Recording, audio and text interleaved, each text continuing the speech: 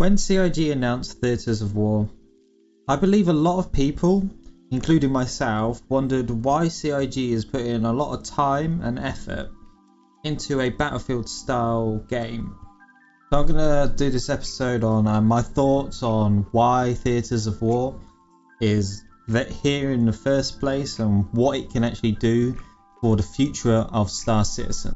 So let's recap of Theatres of War. The Theatres of War is a Battlefield style game where there's two teams. There's an attacking team and a defending team. The attacking team has to attack 3 points in the game, where the defending team has to play for time. So this game mode essentially brings Star Marine and Arena Commander into one, and has a 40 players in the server, so 20v20 essentially, where you can use ground vehicles, ground troops, that's you, and ship to ship combat. What's going to be really fun and exciting for a lot of people when they saw it, it's kind of like this Battlefield kind of looking ass game. So that was a very brief description of Theatres of War. So now I'm going to go on to why do I think Theatres of War is going to be very useful for Star Citizen in general. So the first thing that Theatres of War is going to be very good at is balancing reasons, essentially balancing weapons, armor, vehicles, ground vehicles, and so on. So something CIG has already found out about is that the Buccaneer dies twice as fast than the Arrow.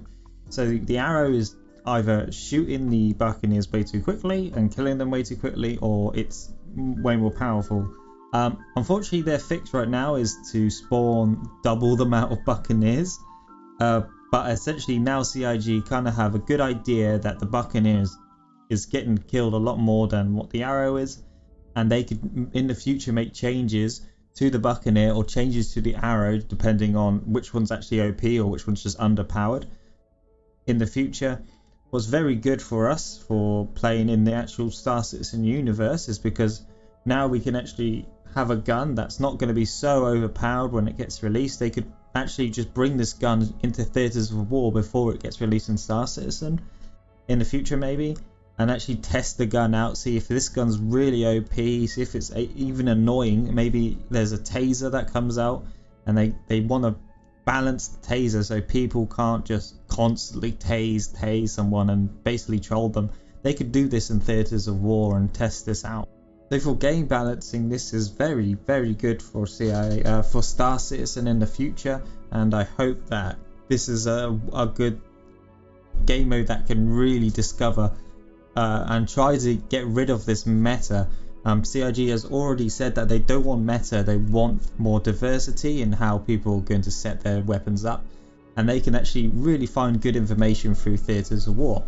So the most important thing that Theatres of War can do to Star Citizen, in my opinion, is not the balancing reasons, but it's for servers. CIG is going to know a lot more and get more data very much more quickly with Theatres of War than what Star Citizen can ever do. When you have 20 on 20 players all trying to shoot at the same time, all having ships flying around, ground vehicles firing off their missiles to try to attack the ships, you have other people running around ground with heavy armor shooting at each other. That's going to do a lot of stress onto the servers. So essentially this could be a big stress test onto the servers, and CIG can actually take this data and put it into the Star Citizen PU. And the reason why this is very good for us in the future is this is a test bed for ships like the Idris, I forgot its name there, the Idris, and ships like the Javelin, where you're going to have up to, Javelin has up to 70 players on board. If you have up to 70 players all running around doing something, and you're going to want to fight another Javelin because you need both two big orcs and you want to take over this planet or whatever, that's going to do a lot more stress on the server. And when this does come out, if CIG doesn't have a lot of information on how to really fix their issues, it's not like that server mesh is going to come out and it's going to fix every issue that CIG is going to have with servers. It's not like that. They need to really get a lot of data and just improve and polish it all off, and they can do this with Theatres of War. And you don't want to have a situation where you have a huge big fight with 2 javelins both fully crewed with 70 people, and either be very laggy, very buggy, and a lot of people are just going to straight up crash the server. You really don't want to do this when javelins come out, because a lot of people are going to be very excited for this, and this Theatres of War can help this process, help these actions in Star Citizen in the PU for the future. You know, that's why I believe that if Theatres of War is successful, I believe that they'll probably increase the player count from 40 to maybe 60, and then they might go, okay, so 60s now, we've really perfected 60 players, let's put it up to 80 players, so it's 40 versus 40, and then let's put it up to 100 players, because this is a huge test bed for servers and obviously balancing reasons.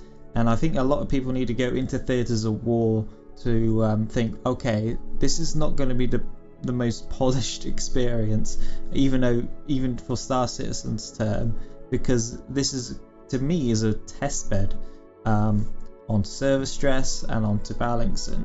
And I hope that CIG really gets a really good amount of information from this and makes Star Citizen, and I mean the PU here, a much better experience, and have situations where we can have a lot of guys in and not just crash the server by just having a lot of guys in one little spot. And this is really going to make combat much more interesting.